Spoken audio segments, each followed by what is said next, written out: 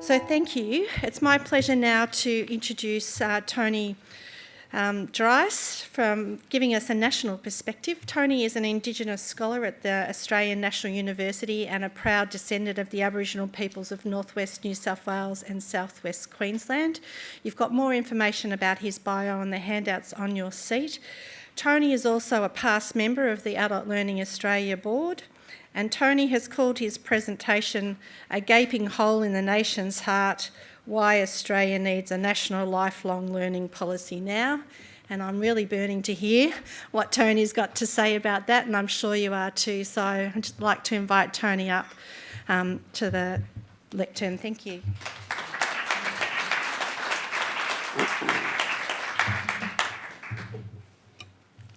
Yama. Hello, I'm Tony Dreise. I'm a descendant of the Gamilaroi and Yualiais peoples of northwest New South Wales and southwest Queensland. My grandmother was a Brewarrina woman and my grandfather a Walgett man. I'd like to thank Uncle for his welcome to country. I acknowledge that we meet on the lands of the first people of the Kulin Nation. I also extend a very warm welcome to Sandy and to hear that international perspective and undoubtedly shared journeys throughout the world, not only of First Nations peoples, but all peoples. So here we are. So happy year of lifelong learning. Let's crack open the bubbly now, eh? So we are in the National Year of Lifelong Learning, but do we have sufficient policy attention? Or are we partying alone? Clearly we need to bring a greater spotlight to this, and I'm feeling that particularly where I'm standing. So in this year I find myself kind of with mixed emotions. One being inspired by this theme and this movement, but also a sense of indignation that we're not kicking the goals that this nation needs. So today I want to not stir that, but to spur that. And I want to do that from a couple of perspectives. Why we need a national policy. There you go, I'm ringing my own bell. You'll be happy to. And what we need to do for that to be embraced. Our country, simply, has a high quality education system, but of course we have low equity. Now, in order for us to build a first-class education system, we need to bridge that. What we need to do is to move adult learning, community-based learning, lifelong learning from the margins and the fringes to the heart of our national conversation, because it'll be good for us. At the moment, we're failing to gain that policy attention. So I want to look at this from a couple of perspectives, including from this kind of emerging concept of alt institution, and also look at it from the dimensions of not only learning in a linear way, but in a circular way. What do I mean by that? We all understand this concept.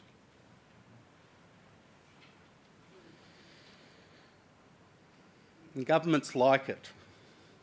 Get an educated workforce, you're more productive, you're wealthier.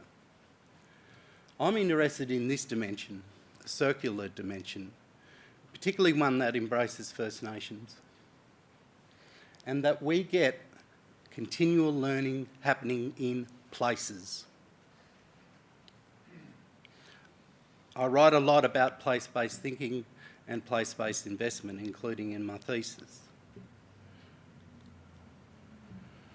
Now, in order for us to change policy, we need to understand power, and we need to know how to marshal it.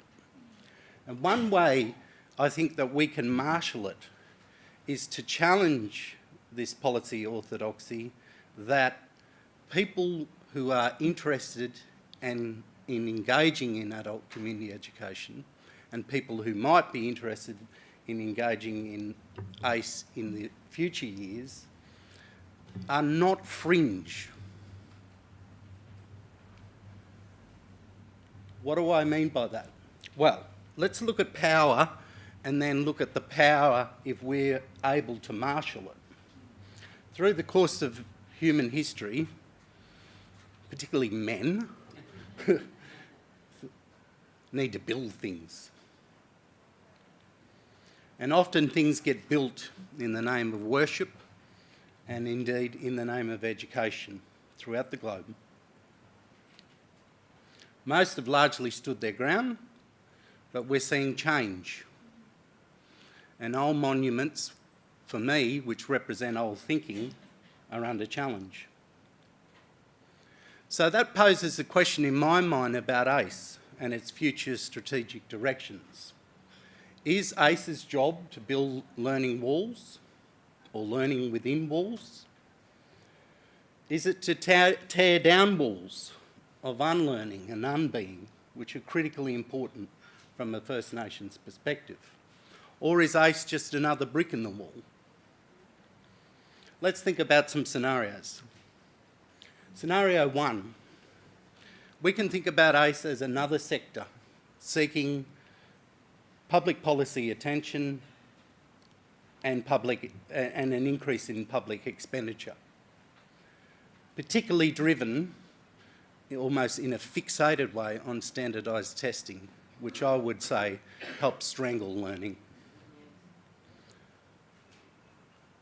Scenario two, inspired by Pink Floyd. That is, we think about ACE as alternative education and tearing down walls. That is, to liberate learners.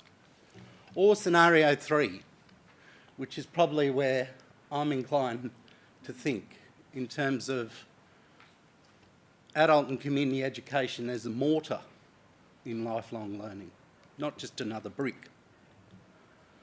Why? Because mortar holds things together, brings things together. It's a bonding agent. So do we need to think about adult and community education not as another brick, but a movement, not as an institution, but a movement, particularly driven by our nation's demographics? Too often, too many Australians are on the fringe, but when you look at the numbers, they're hardly a minority. What do I mean? Well, for our education market to work, it takes two to tango. One, people, society. The other, industry, jobs, economics. Where does public policy favour at the moment? Arguably on the right.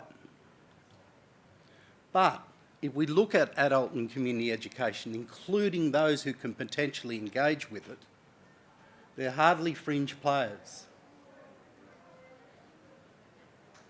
Half of our population are women, and yet still 10 percentage points in terms of labour market activity less than men. This curtain's annoying me. Just bear with me. Just do a bit of rearranging, Jenny, if you don't mind. Yeah, yep.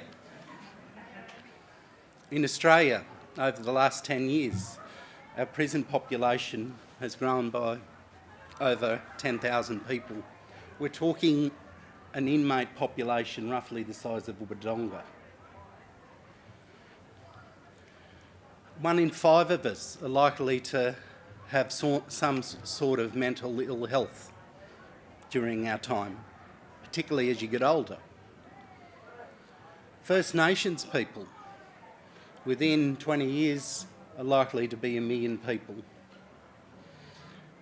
The population is young and growing fast. Older people, by 2096, 12.8 million people. Projected to grow fast. So we're talking, and this is not to mention new arrivals, people from non-English speaking background, people with a disability, and so it goes. We're not talking about a fringe.